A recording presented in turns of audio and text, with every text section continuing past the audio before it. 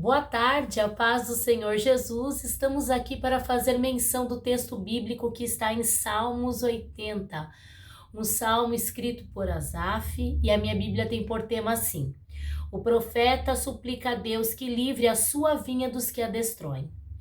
Ó pastor de Israel, dá ouvidos, tu que guias a José como um rebanho, que te assentas entre os querubins, resplandece. Perante Efraim, Benjamim e Manassés, desperta o teu poder e vem salvar-nos. Faze-nos voltar, ó Deus, faze resplandecer o teu rosto e seremos salvos. Ó Senhor, Deus dos exércitos, até quando te indignarás contra a oração do teu povo? Tu sustenta com pão de lágrimas e lhes dá a beber lágrimas em abundância. Tu nos põe por objeto de contenção entre os nossos vizinhos, e os nossos inimigos zombam de nós entre si. Faze-nos voltar, ó Deus dos exércitos, faze resplandecer o teu rosto e seremos salvos. Trouxeste uma vinha do Egito, lançaste fora as nações e a plantaste. Preparaste-lhe lugar e fizeste com que aprofundasse raízes e assim encheu a terra. Os montes cobriram-se com a sua sombra e como os cedros de Deus se tornaram os seus ramos. Ela estendeu a sua ramagem até o mar e os seus ramos até o rio. Por que quebraste então os seus valados, de modo que todos os que passam por ela a vidimam? O javali da selva a devasta e as feras do campo a devoram.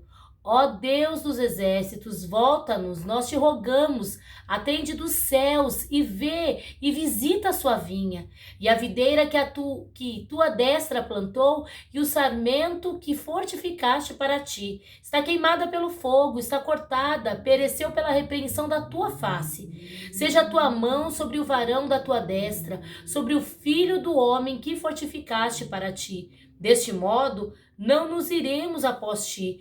Guarda-nos em vida e invocaremos o teu nome. Faze-nos voltar, Senhor, Deus dos exércitos, e faze resplandecer o teu rosto e seremos salvos. Esse salmo é escrito por Asaf e ele está clamando a Deus, buscando o Senhor por um pedido de restauração. Porque o reino norte, eu estava estudando aqui, que é Israel e Samaria, depois de ser levado a cativo pelos assírios, ele foi devastado. E ali eles estavam num momento de grande aflição. A restauração que ele pede aqui para aquele povo era uma restauração e a união para que a nação como um todo mostrasse que parte da rivalidade antiga estava chegando ao fim.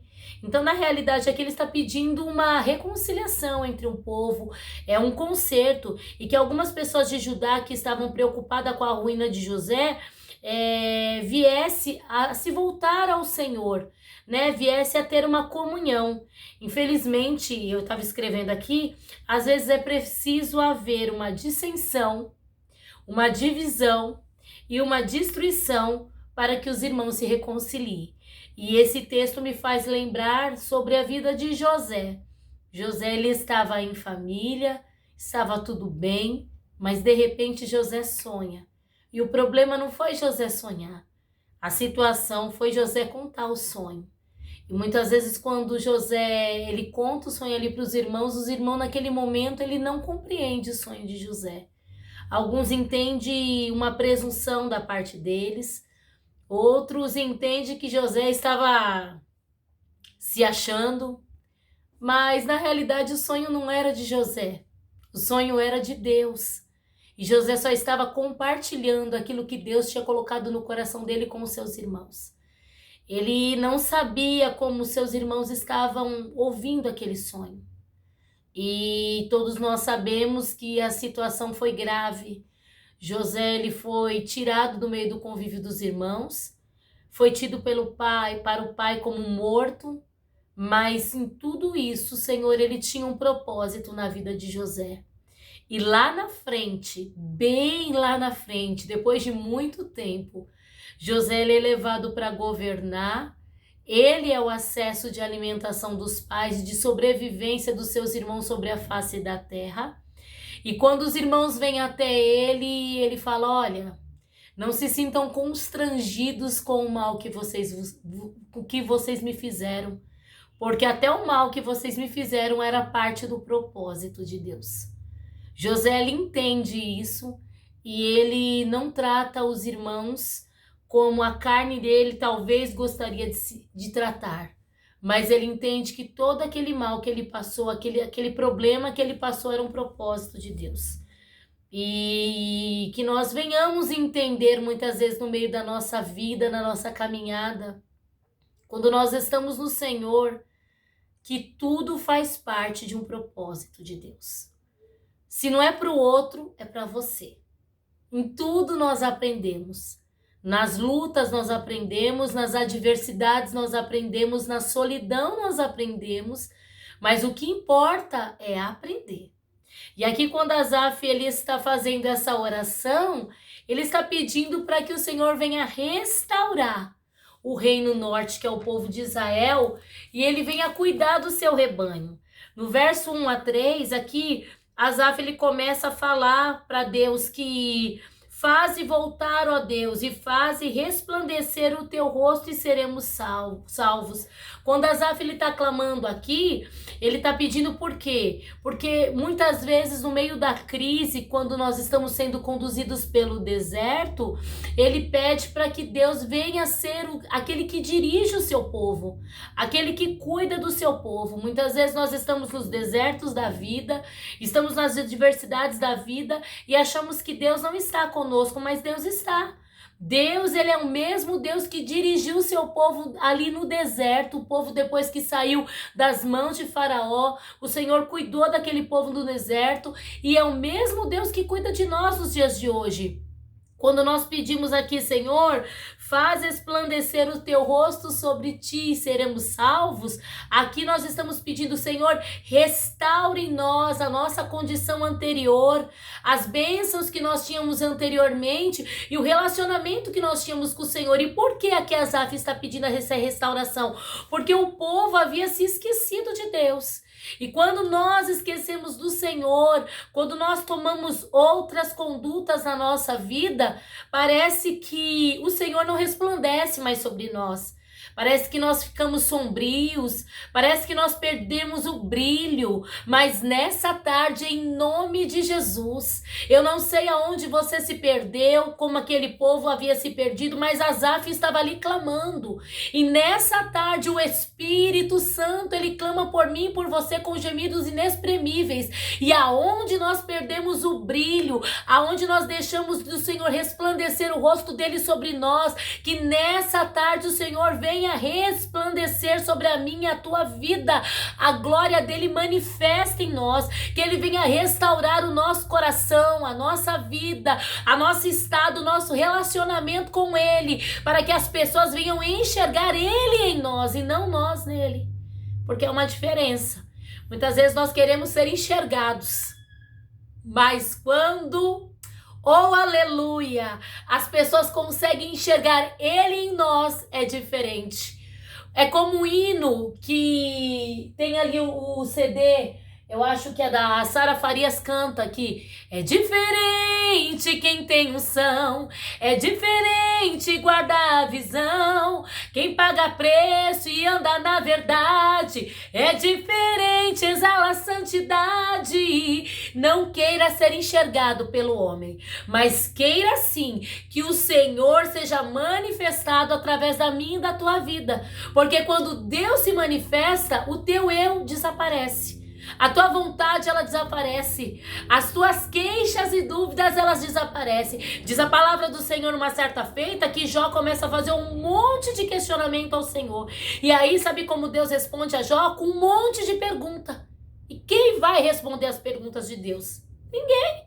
Nós não temos esse gabarito para responder a Deus. Então, que nessa tarde nós venhamos aprender isso. Quando nós pedimos, Senhor, resplandeça o teu rosto sobre mim, que o Senhor se manifeste em mim. E que eu venha a ser guardado mesmo na nuvem da tua glória. Que o teu nome venha a ser glorificado, não meu.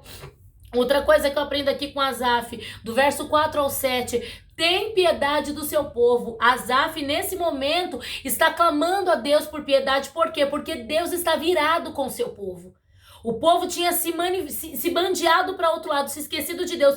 E Deus estava tão assim irado, chateado com o seu rebanho, que aqui o povo fala assim, olha só, verso 5.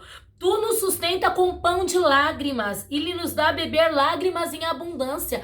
Outrora lá no deserto o Senhor enviava maná para o povo, dava água para o povo beber, mas nesse momento o povo estava tão angustiado que o que estava alimentando eles era o pão de lágrimas, o que estava alimentando eles era beber lágrimas em abundância. Então Asaf aqui começa a clamar e falar, Senhor, tem misericórdia do seu povo nessa tarde.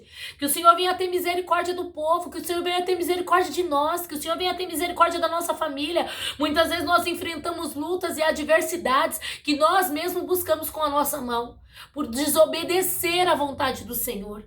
Muitas vezes o Senhor fala, não vai por esse caminho, e a gente vai. Muitas vezes o Senhor fala, fica quieto, e a gente fala. Muitas vezes o Senhor fala assim, não revida, e a gente revida. E aí a gente começa a se alimentar de lágrimas. Por quê? Porque a gente começa a agir debaixo da nossa vontade e do nosso querer. E quando nós agimos na nossa emoção, nós choramos, nós gememos. Mas nessa tarde, assim como Asaf, que o Senhor venha por misericórdia, ter misericórdia de nós e ter piedade das nossas mazelas, das nossas falhas, das nossas iniquidades. E diz mais a palavra do Senhor do verso 8 ao 19, reaviva a tua videira. Enquanto o povo obedecia a Deus, o povo era tido como uma videira. E quem é a videira verdadeira? É Jesus. Você imagina como Jesus é? Imagina ele verde, vivo, lindo, maravilhoso, né? A videira que ela está produzindo, que ela está bem, que ela está saudável, ela é vista pelos outros e desejada. Mas aqui, enquanto o povo obedecia a Deus, o povo era visto assim, florescia como a videira. Porém, essa videira começou a produzir, sabe o que? Uvas bravas. E quando nós deixamos de ser visto como Deus quer que nós venhamos ser visto, a gente começa a produzir obra da carne. E a obra da carne, ela é manifesta através de tudo que não presta, tudo que não é bom. Vê lá em Gálatas 5, a partir do verso 19, 20, 21 e 22. Mas que nessa tarde nós venhamos entender que nós somos chamados para produzir o fruto do Espírito. E dá trabalho produzir o fruto do Espírito. Porque para ele ser produzido na nossa vida, muitas vezes, o fruto do Espírito para resplandecer, a nossa carne tem que calar, tem que morrer, tem que ser sujeitada ao Espírito, tem que ser mortificada todo dia. E como dá trabalho? Eu não vou falar da tua, vou falar da minha, né? Porque eu convivo com a minha natureza adâmica caída. Como dá trabalho mortificar a Ângela todo dia? Não é fácil. Mas nessa tarde, quando esse povo se sentiu disciplinado pelo Senhor, Asaf, ele ora a Deus para que Deus os perdoe e volte a abençoar o teu povo. Que nessa tarde possa ser uma tarde para mim e para a tua vida de arrependimento. Que o Senhor possa perdoar os nossos pecados e as nossas falhas e voltar a nos abençoar. Se nessa tarde você está como uma videira frondosa, linda, produzindo para o Senhor, glória a Deus, só toma cuidado, continue focado, olhando somente para o Senhor, porque se você olhar para o lado, você vai cair. Se você olhar para mim, você vai tropeçar, mas se você olhar para o Senhor, não. Se você tiver autor e consumador da tua fé como foco, como o decalamanto, rabachuri calabassubrianda, rabassubria, como único acesso, você não vai cair, você não vai parar, em nome de Jesus. Mas nessa tarde, olhe somente para Jesus, peça perdão das suas falhas, dos seus pecados e peça para que Deus volte a abençoar a tua vida. Se você está bem, glória a Deus, aleluia. Mas se você deixou de produzir fruto do Espírito, nessa tarde é uma tarde propícia para que nós venhamos deixar de lado aquilo que não glorifica o nome do Senhor e avançar para o alvo que é Jesus Cristo, autor e consumador da nossa fé. E entenda uma coisa, nós estamos propensos a todo dia errar, a cair e a falhar, mas Deus está todos os dias com os braços abertos, com os ouvidos prontos a ouvir a nossa, muitas vezes, manifestação de arrependimento e nos perdoar, nos salvar, nos libertar, nos levantar, nos colocar de pé para continuar o propósito do Senhor. Fica com esse salmo, Salmo 80, que ele fique gravado na tábua do seu coração. E se Jesus falou com você nessa tarde, eu te desafio, envie esse salmo para 3 pessoas. Para 3 pessoas que faz tempo que você não vê. Envie esse salmo para 3 pessoas. 3 pessoas que estão ali sempre com o teu convívio. Escolha, mas envie. Propague a palavra do Senhor a cada dia. Libere uma semente de bênção sobre a vida de alguém. E você será abençoado também em nome de Jesus o Cristo. Que Deus te abençoe e eu te espero para o próximo salmo em nome de Jesus.